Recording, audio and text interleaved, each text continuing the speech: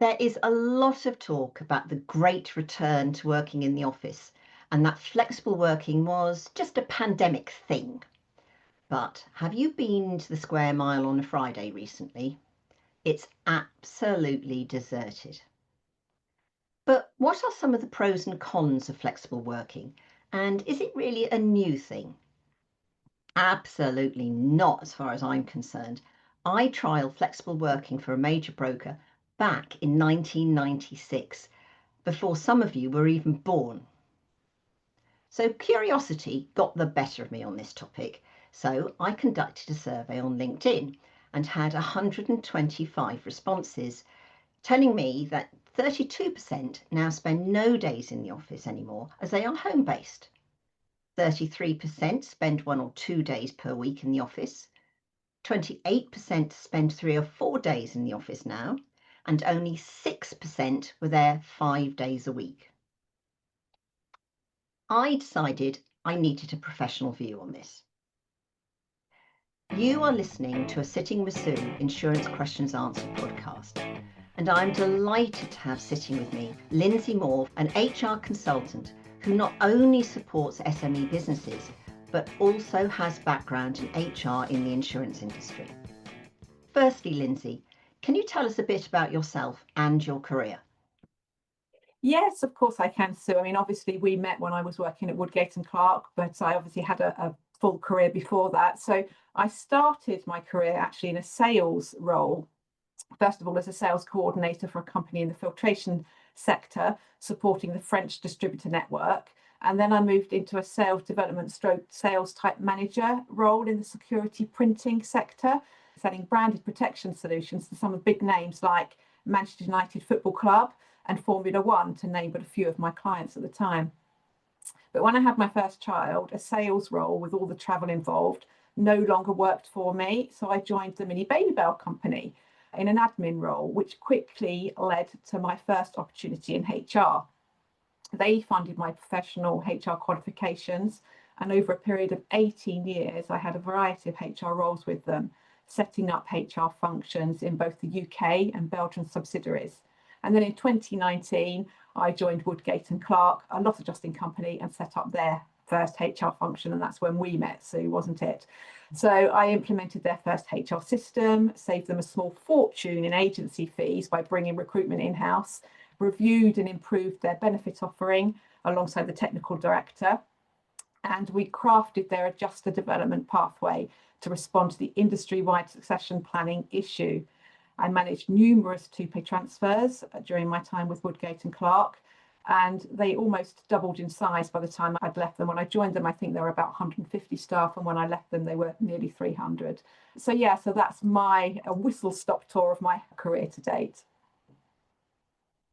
So turning to flexible working, from what I can see, we seem to have employers trying to weigh up the benefits of in-person work in the office against employees' demand for flexibility.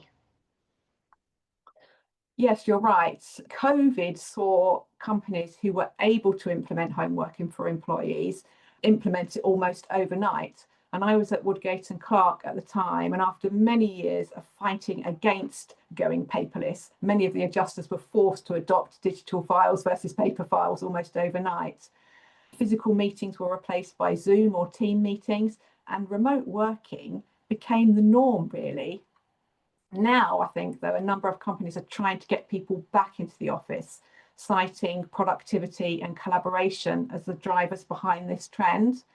Companies such as Amazon, Tesla, and Dell are requiring employees to work in the office 5 days a week. And on this side of the Atlantic, in late 2024, I think Santander mandated that employees attend the workplace at least 3 days a week, aligning with a broader pushback against remote working in the banking sector. And in Jan 25, ASDA required 5,000 head office staff to work in the office at least 3 days a week. And actually, it's interesting, Sue, because we were going to record this broadcast a while back, weren't we? And those were the sort of people in the press at the time. But funnily enough, I've been sort of keeping my eye on the press, and there have been a few more recently. So just last week in People Management, HSBC, it was reported that HSBC were considering returning to the office, making it mandatory, despite desk shortages. Actually, there are too many employees for the number of desks that there are. And then there was some research carried out by King's College London. So it's quite timely that we are having this topic at the moment. I think it is a constantly evolving scene, if you like. But, what do you see as some of the main benefits of returning to the office from an employer's perspective? Well, I mean, for me, as when I was in-house, from an employer perspective, what I think one of the main benefits is the enhanced collaboration and teamwork. So you can get spontaneous interaction. So in-person work often fosters spontaneous conversation, like those water cooler moments. They can facilitate brainstorming sessions that can lead to more creative and immediate problem solving. There's also team cohesion. So employees can more easily collaborate on projects, build relationships, understand team dynamics in a face-to-face setting rather than a remote setting. And it sort of strengthens that sense of camaraderie. And then there's the improved communication. So non-verbal cues, body language, and informal chats can improve communication and reduce misunderstandings that can occur with virtual meetings. The other thing is increased productivity. There are fewer distractions. Some employees may find it harder to stay focused at home due to personal distractions, and the office provides a structured environment where employees can concentrate on their work with fewer interruptions. And then there's better supervision. So supervisors can more effectively monitor performance and provide immediate feedback and ensure employees are meeting deadlines and productivity goals. And that's particularly important for people that are early on in their career, because they can sort of learn by osmosis, if you like, by listening to the conversations of more experienced people around them. And then also in terms of increased productivity, I think meetings are more efficient. In-person meetings can be more efficient and focused with quicker decision making and clearer outcomes compared to virtual meetings where technical issues or miscommunications can arise. And then I guess a final element is stronger company culture and employee engagement.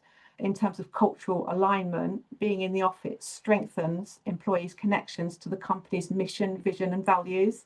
It fosters a stronger organizational culture where employees are more likely to feel engaged and aligned with company goals.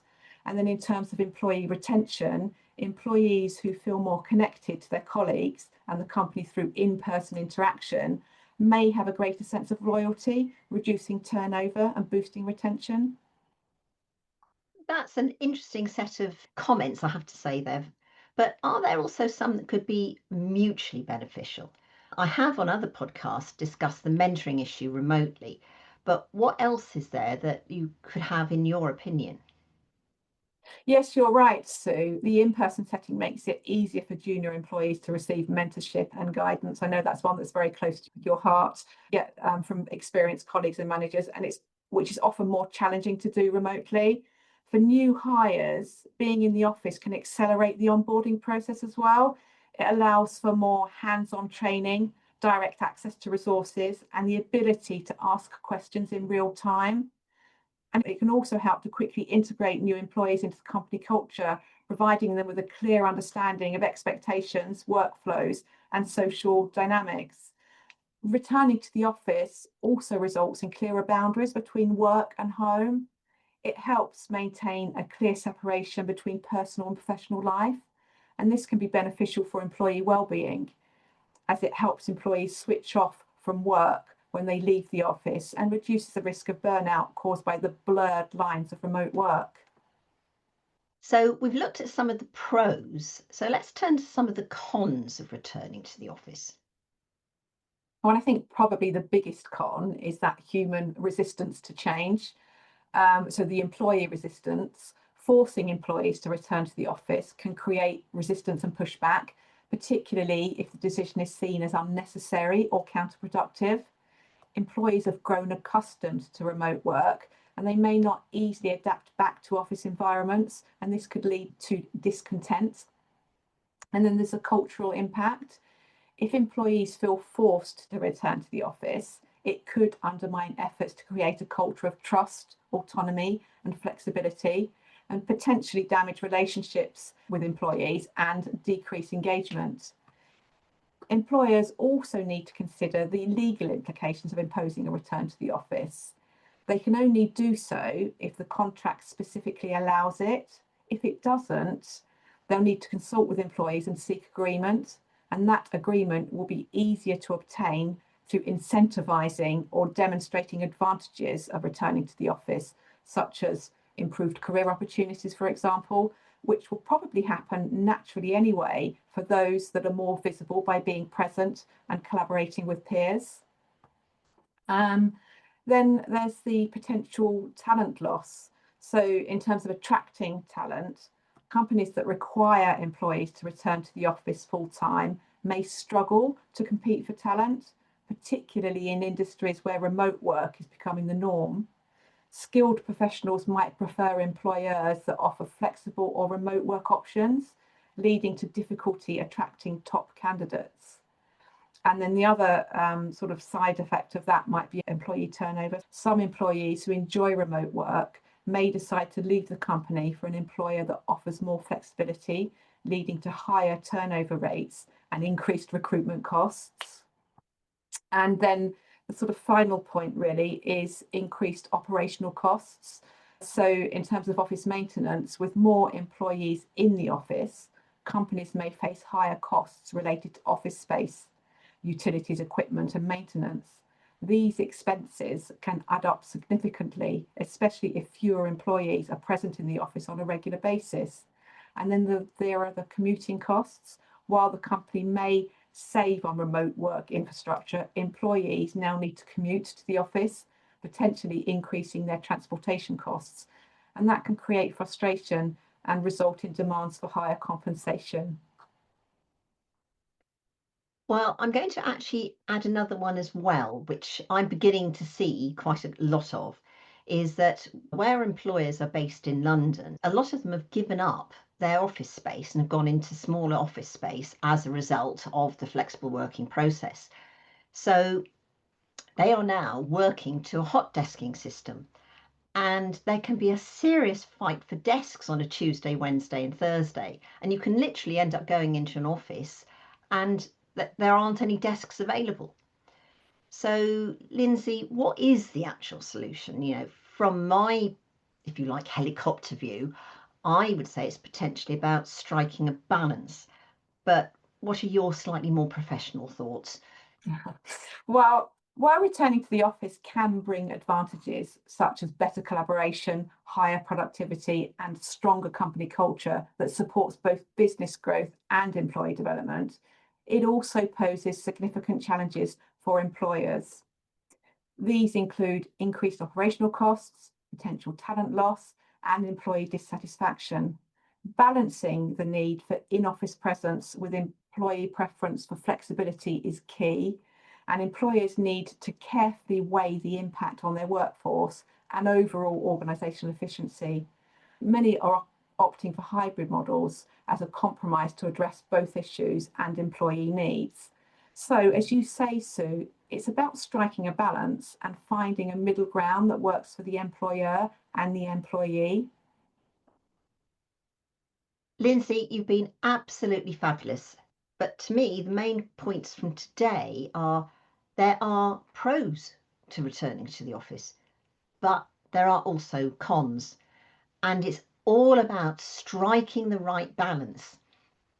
And you have to take into consideration the wants and needs of the company, the industry, and the individual. So actually, it's really quite a juggling act. Personally, my vote is for the hybrid version, which I have found has made me the most productive over the years. No, I think I would agree with you, Sue, 100%. And I think that's where most companies seem to be, deciding as well. Most companies are adopting with either 2 or 3 days required in the office. And I think that's probably a good balance. But, I'm at the end of my career, not at the start of it. So a tremendous thank you to you, Lindsay, for giving us such an informative interview. We hope we've answered some of your questions as well as my questions. And you have been listening to a Sitting with Sue Insurance Questions Answered podcast. For my other podcasts, please go to my website, www.suetaylor.co.uk. Goodbye.